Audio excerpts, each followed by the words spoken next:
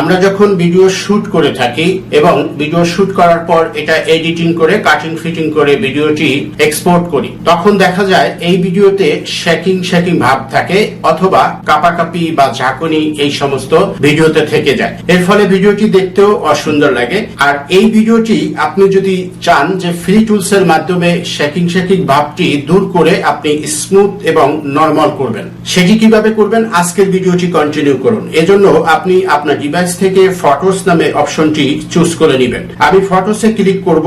এখান থেকে ক্লিক করার পর এই ভিডিওটি আমি সিলেক্ট করে নিলাম। এটাকে সিলেক্ট করে ফটোসের টাইমলাইনে নিলাম। এখান থেকে দেখতে পাবেন পাশে একটি স্টেবিলাইজিং লোগো বা আইকন আছে। আমরা এখানে ক্লিক করব। ক্লিক করার পর এটা স্টেবিলাইজিং হবে এই ভিডিওটি। আপনি অতক্ষণ একটু অপেক্ষা করবেন। ভিডিওটি স্টেবিলাইজিং হয়ে গেছে অলরেডি। নিচের আইকন নিচে একটু দেখতে পাচ্ছেন যে সেভ কপি